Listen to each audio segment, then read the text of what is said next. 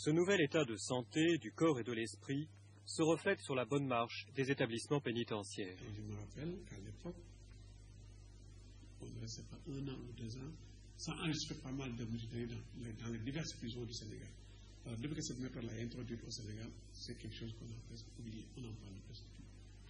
Toute la mentalité pénitentiaire a subi un changement radical vers une réelle humanisation du milieu carcéral. Au début, la prison était devenue un secteur insupportable parce qu'il y avait souvent trop d'histoires. Et les détenus, d'accord, créaient des histoires qu'on ne pouvait pas d'abord arranger, puis trop de bruit. Mais depuis que la méditation est actuellement introduite, mais la prison est devenue très calme.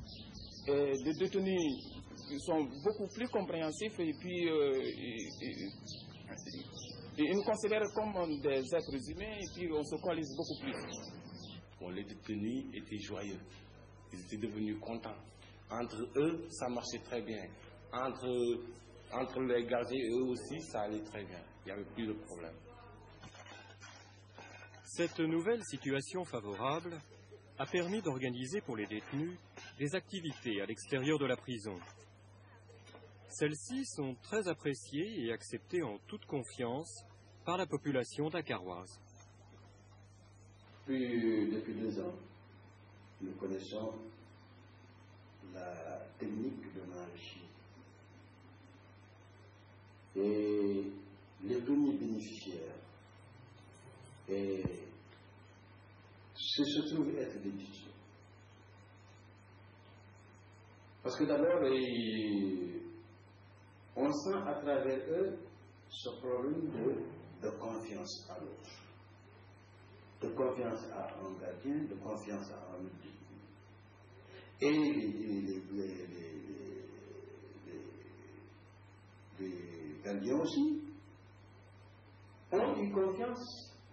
On commence à avoir confiance aux détenus. Et cette confiance nous a permis d'organiser l'opération coup de balai, qui consiste à sortir un grand nombre de détenus pour travailler dans la rue, dans les établissements publics, et tout ça surveillé par un nombre très réduit de gardiens de prison sans armes.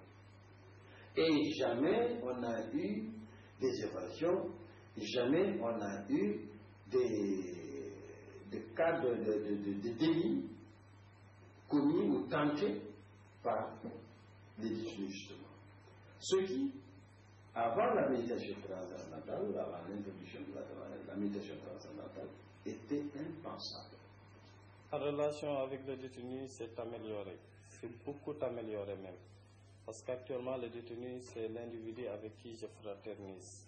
De telles relations fraternelles entre gardiens et détenus n'étaient pas habituelles avant l'introduction du programme de réhabilitation fondé sur le champ unifié. Mon rôle était de les enfermer quand il le fallait, les ouvrir quand il le fallait, les corriger quand il le fallait. Pendant son stage à l'école de police, le gardien de prison se voit promettre le noble métier de rééducateur. En fait, il découvre presque toujours que sa tâche quotidienne se résume à réprimer, à ouvrir et à fermer des portes. Il arrivait de voir un gardien qui abandonne son poste pendant 3 jours, 4 jours, 5 jours, ou même qui passe tout le temps à dormir. La motivation disparue laisse vite place à la désobéissance, à la répression, ou même à la corruption. Des gardiens, des abusés ou corrompus, des détenus fuyant la répression par la drogue ou se rebellant violemment. Alors le colonel Diop décide d'introduire la NT pour tous, détenus et gardiens. Avant l'arrivée de Mairie, il ne se passait un seul jour où on n'évacuait pas un détenu à l'hôpital pour agression, pour blessure. Donc, tout cela s'est estompé d'un seul coup.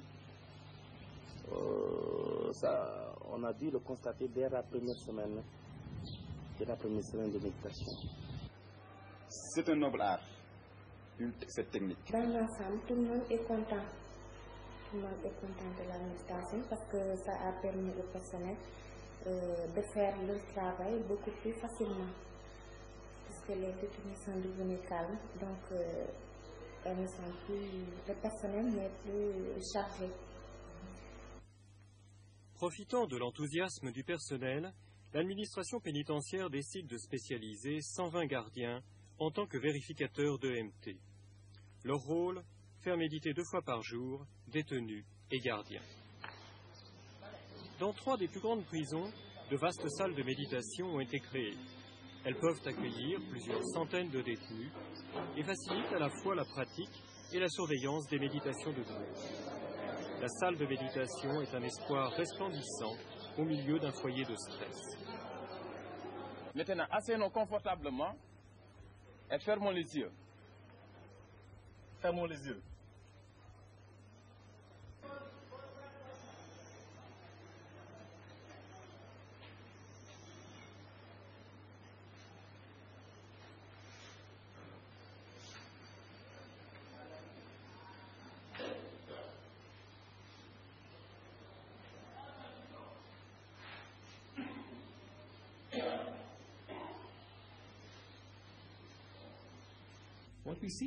Ce que nous voyons ici, c'est que non seulement le prisonnier en tant qu'individu est réhabilité, mais on s'aperçoit qu'il y a aussi des effets au niveau collectif.